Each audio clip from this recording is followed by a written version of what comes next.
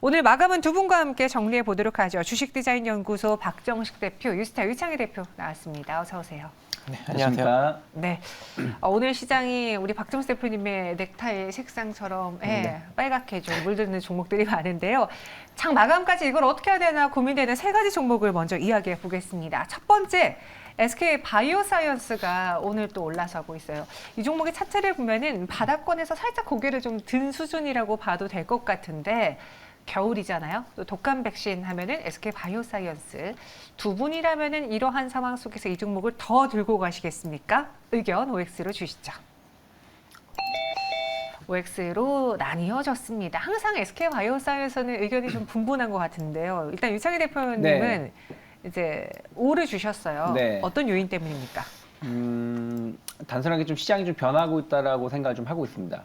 오늘하고 지난주 금요일하고 시장의 흐름을 본다면 그렇다면 그동안 우리가 전통적으로, 그러니까 전통적이라고 말하기 뭐죠? 그 전에 우리가 좋아했었던 성장주라든지 혹은 뭐 실적은 그런 대로 나쁘지 않지만 좀 이런저런 이슈로 인해서 좀 하락을 많이 했었던 종목군들이 조금 반발 매수가 좀 더 들어올 수 있지 않을까 생각을 좀 하고 있습니다.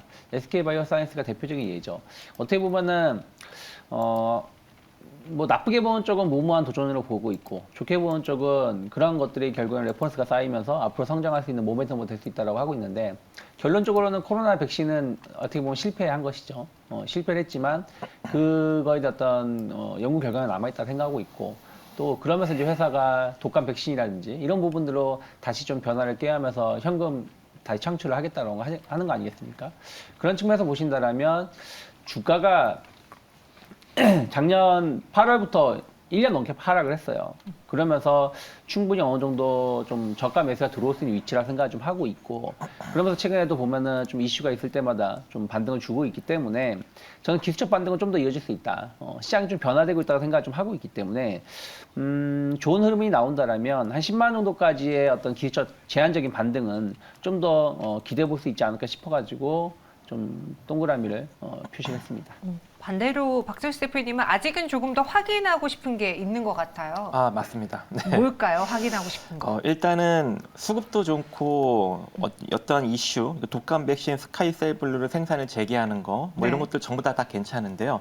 문제는 이제 바닥권에서 이제 막 반등력이 나오고 있기 때문에, 그리고 오늘 기술적으로 최근 하락폭의 23.6%인 88,500원 자리를 찍었어요. 그래서 기술적인 조정을 좀 일정 부분 받지 않을까, 그렇게 생각을 하고 있습니다. 그래서 재차 혹여 좀 조정을 받았을 때 76,000원, 77,000원 정도 자리가 이탈되지 않고 다시금 상승력이 나온다면 아무래도 저도 한 10만 원 정도 자리까지는 충분히 상승력이 나올 수 있다라고 판단이 됩니다. 근데 오늘 기술적인 저항 라인을 일정 부분 터치를 했기 때문에 이제는 조금 쉬었다가 지지력을 확인하고 재접근하는 것이 좋지 않을까, 이렇게 개인적으로 생각을 하고 있습니다. 알겠습니다. SK 바이오사이언스의 OX 의견 다 들어봤고요. 두 번째 종목도 넘어가 볼게요. 코오롱 글로벌입니다. 국내 주식시장 안에서 최근 몇 달 동안 계속 뜨겁게 유지되고 있는 네옴시티 관련주, 여기에다가 리튬 관련주, 금양 이렇게 있는 것 같은데, 코오롱 글로벌은 3거래 연속 급등입니다. 이 종목은 이 이벤트를 조금 더 이용해 볼 수 있을까요? 두 분의 투자 의견은 어떨까요? 확인해 보시죠. 여기선 또 두 분의 위치가 바뀌어서 XO로 나뉘어졌는데, 코오롱 글로벌 박정식 대표님, 네. 항상 그 PER 중시하시잖아요. 네, 중요하죠. 같이. 근데 코오롱 글로벌은 좀 많이 과열된 상황이지 않나요? 이제 좀 3일 연속 급등이 나오면서 적정 주가 수준까지 올라왔습니다. 그런데 최근 이 네옴시티 수주 관련해서 한미글로벌 같은 경우에는 지속적인 상승력을 계속적으로 만들어내고 있단 말이죠.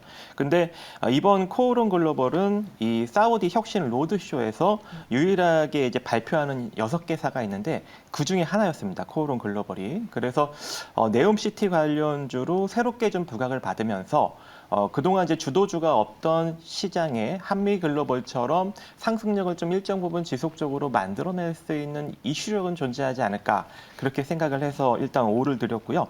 근데 그렇다고 현재 시세를 따라 들어가기보다는 3일 연속 급등력이 나왔기 때문에 일정 부분 조정이 들어올 때 신규 접근이 가능할 것 같습니다. 그래서 그 조정은 대략 한 18,700원에서 17,600원 정도 선이 합당할 것 같고요. 근데 생각과 다르게 조정을 주지 않고 이 상태로 상승력이 나오게 된다면 23,300원 정도 자리까지는 스트레이트로 조금 더 올라갈 수 있는 여력은 존재합니다. 하지만 이 정도 올라간다고 우리가 따라잡기에는 조금 리스크가 있으니까 어디까지 올라가든 일단 좀 조정을 받는 선에서 신규 매수로 한번 접근을 해보는 것이 좋을 것 같고, 사우디 네옴시티 수주는 이제서 시작을 하는 그런 단계이기 때문에 앞으로 그 이슈력은 조금 더 이어지지 않을까라고 생각을 하고 있습니다. 네.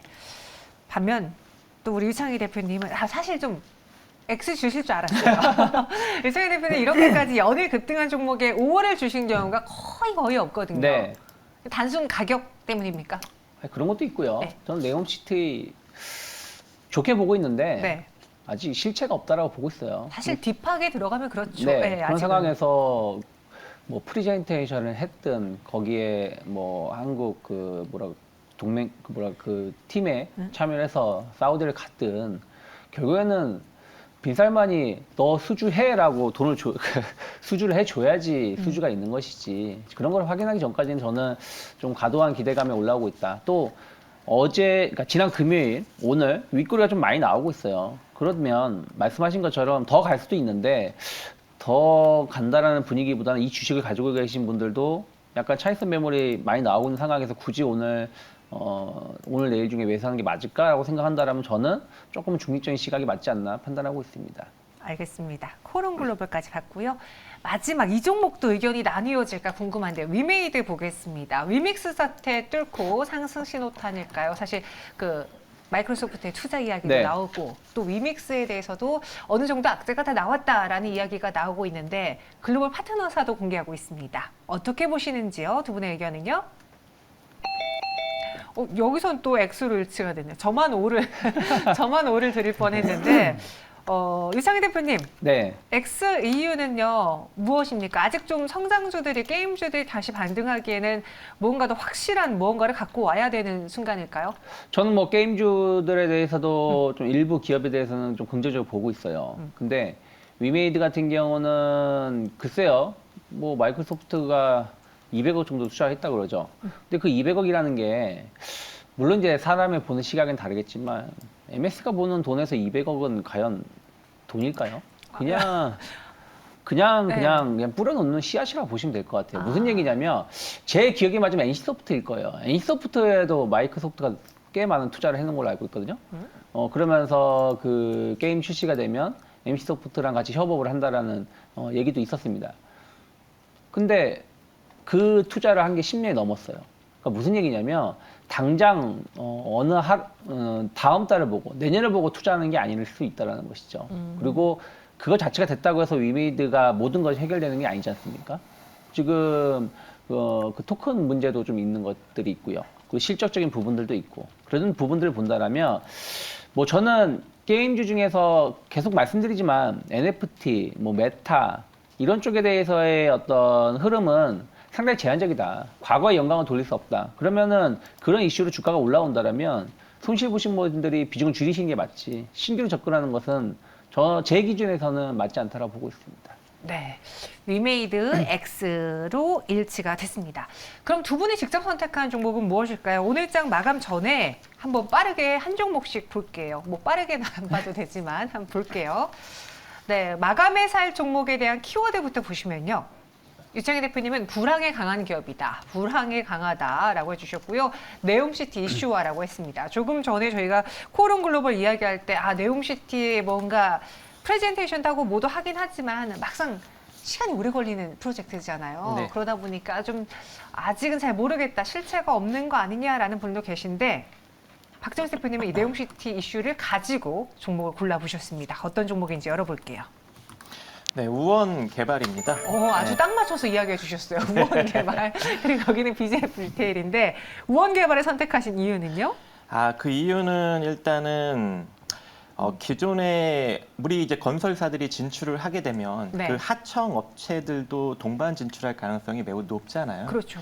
그래서 특히 이제 우원개발 같은 경우에는 전문 토목 전문 기업이기 때문에 아무래도 이제 종합 건설사들의 많은 도움을 받을 것으로 풀이가 됩니다. 그래서 뭐 삼성물산이나 현대건설, 대우건설, GS건설, DA건설 많은 건설사들의 하청 이 토목공사를 진행을 한 경력이 있기 때문에 만약에 네옴시티가 이제 우리 건설사가 이제 네옴시티에서 수주를 하게 된다면 우원개발도 해외에 이제 본격적인 진출을 하는 발판이 마련되지 않을까 생각하고 단기적으로 시세가 또 나올 수 있는 여지가 존재하지 않을까 그렇게 생각을 하기 때문에 우원개발을 찝어보았고 또 아직까지도 시세가 나오지 않았어요. 그래서 우리가 좀 관심을 좀 기울여 볼 만할 것 같다 이렇게 판단이 되고 있고요.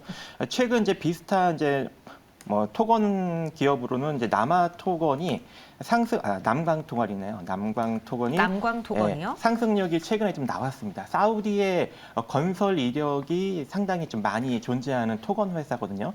그렇기 때문에 우원개발도 뒤늦게 이렇게 좀 시세를 만들어낼 수 있는 여력이 존재하지 않을까라고 생각을 합니다. 특히 이제 실적적인 측면으로 보더라도 상당히 좀 긍정적으로 2020년까지 매출액과 영업이익이 증가하다가 뭐 2021년에는 다소 좀 주춤하고 있지만 그래도 아직까지 수주 잔여 금액이 1조 원이 넘는 수준을 지속적으로 보유하고 있기 때문에 크게 뭐 실적이 악화되지는 않고 전년도랑 좀 비슷한 정도의 수주 실적을 유지하지 않을까. 그리고 내년 정도에는 이제 수주 실적이 더욱더 증가될 수 있는 가능성도 일정 부분 존재하고 아직까지 자본총계 대비 시가총액이 상당히 낮습니다. 자본총계는 1,004억 정도인데 시가총액은 640억 정도 수준이라서 이슈화만 있다면 본연의 자산가치 정도 수준까지는 단기적인 상승력을 충분히 만들어낼 수 있다라고 기대를 품고 있기 때문에 매수가는 현재 가격 이하로 조금 접근을 하시면 되는데 지금 말하는 도중에 원래 3,500원 이하로 잡으면 좋은데 조금 상승력이 나오고 있는 상황이어서 여러분들이 좀 천천히 분할 매수 관점 가시면 좋을 것 같고요.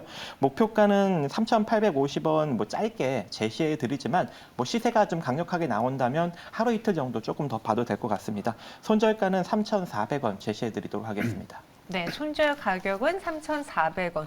매수가는 살짝 조금 밑으로 왔을 때 그때 매수해보는 것도 괜찮을 것 같고요. 이번에는 BGF 리테일입니다. 제가 마감을 산다 해서 최근에 가장 너무 아쉽고 안타깝고 내가 없어서 아쉬운 종목이 BGF 리테일이거든요. 그런가요? 불황이 진짜 강한가 봐요. 주가가 그렇죠. 한 몇 달 동안 계속 꾸준히 올랐어요. 네. 오늘 원래 좀 공격적인 종목을 선정을 좀 할까 하다가 일단은 뭐 좀 오늘까지는 좀 확인해보자 싶어서 일단은 좀 안정적인 종목을 좀 선정을 좀 했습니다. 네. 뭐 최근에 물론 지난주에 이제 애도 기간이 끝나긴 했습니다만은 뭐 애도 기간이 있다고 해서 혹은 애도 기간이 없다고 해서 소비가 엄청 늘거나 줄거나 하진 않을 거예요. 하지만 지금 시장 자체가 금리가 오르고 있고 또 소비 심리가 감소되고 있는 부분들은 계속 이어질 수밖에 없다라는 것이죠. 그러다 보니까 뭐 작년에는 뭐 오픈런 뭐 이런 것들이 유행했다라면 지금은 그런 것들이 그때보다는 많이 좀 감소되는 부분들이죠. 그리고 좀 그 이커머스 시장 같은 경우도 그렇게 성장세를 보이지 못하고 있고요. 그럼 유일하게 좀 경기라든지 이런 거 영향을 덜 받는 게 소매 판매 쪽이거든요. 그러면 편의점 같은 경우는 그런 거에 좀 대표적인 예라고 볼 수 있겠죠. 특히 그 요즘에 편의점 가시면은 진짜로 신선식품이라든지 여러 가지 제품들이 많이 있습니다. 또 여러 회사랑 또 제품을 믹스해가지고 출시도 하기도 하고요. 그런 것들이 계속 인기를 끌고 있는 부분들이 좀 있다 보니까 상당히 젊은 층의 소비 심리를 자극하는 부분들이 좀 있고 또 1인 가족이 계속 늘어나고 있다 보니까 멀리 가기보다는 가까운 데에서의 어떤 간편한 소비 이런 부분들은 계속 확대될 수밖에 없지 않을까 판단을 좀 하고 있습니다. 그래서 물가 상승이라든지 또 안정적인 점포 증가세 뭐 편의점이 많다 얘기는 하고 있는데 지금도 편의점 중간중간 계속 늘어나고 있거든요. 그런 걸 본다라면 여전히 수익성은 남아 있다라고 평가가 되고 있기 때문에 일단 점유율이 제일 높은 BGF 리테일을 좀 선정을 좀 했습니다. 그래서 저는 17만 5천 원을 크게 이탈하지 않는다라면 일단 21만 원 정도까지는 한 11월 말이나 12월까지 해서 기대해 볼 수 있지 않을까 좀 판단을 좀 하고 있습니다. 네, 물가 상승과 안정적인 점포 증가세. 그러면 오늘 마침 또 이 종목이 파란불이 들어와 있을 때, 네. 이럴 때 조금씩 모아가 볼까요? 이럴 때 조금씩 모아가는 게 맞죠. 알겠습니다.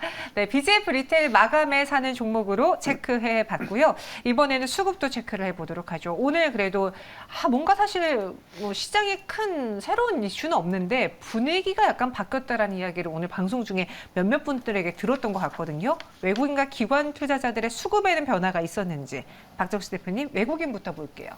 네, 매수는 삼성 SDI, 삼성전자, 페노션 쪽에 좀 유입이 되는 것으로 보여지고 있고요. 매도는 네이버나 포스코케미칼, 아모레퍼시픽 쪽에 유입이 되고 있는데 일단 뭐 삼성 SDI는 내년 역대 최대 실적 기대감이 지속적으로 나오고 있는 것 같습니다. 그리고 삼성전자는 뉴욕 증시 반도체주 강세랑 또 현재 시장의 상승력이 좀 매수세를 불러일으키는 것으로 풀이가 되고 있고요. 그리고 페노션은 이 중국이 이제 코로나 정책 전환 기대감이 일정 부분 나오면서 다시금 어느 정도 실적을 좀 회복할 수 있는 여력이 존재하니까 아니면 한번 운임 비용이 좀 다시금 또 증가되지 않을까라는 기대 심리가 현재 이쪽을 좀 상승력이 나타나고 있는 것으로 풀이가 되고 있고 네이버 같은 경우에는 뉴욕 증시 이제 기술주들의 약세가 지속적으로 나오고 있기 때문에 아무래도 조금 매도력이 지속적으로 나오고 있는 것으로 풀이가 됩니다. 그리고 포스코 케미칼은 최근 주가가 조금 많이 급등력이 나오는 감이 없지 않아 존재하기 때문에 이 차익 매물이 좀 나오고 있는 것으로 풀이가 되고 있고요. 아모레퍼시픽 같은 경우에는 중국이 제로 코로나 정책을 고수하겠다라는 입장을 밝히면서 좀 실망 매물이 좀 계속적으로 나오고 있는 것으로 풀이가 됩니다. 네, 아모레퍼시픽은 오늘 또 하루 만에 반락하는 모습 4% 하락을 보여주고 있습니다. 이번에는 기관의 수급도 체크를 해보죠. 눈에 띄게 사거나 판 종목들 뭐가 있습니까? 네, 오늘 어떻게 보면 외국인들은 관망세가 좀 많았더라면 기관 투자자들은 조금은 매수를 좀 많이 해준 하루가 아닌가 생각을 좀 하고 있습니다. 네.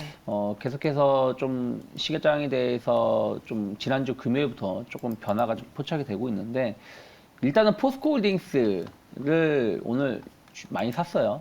뭐라 그럴까요? 포스코 인터내셔널하고 합병이 되었던 기대감들. 합병하게 되면 약간 좀 비용 절감이라든지 시너지 효과를 낼 수 있는 게 충분히 있죠.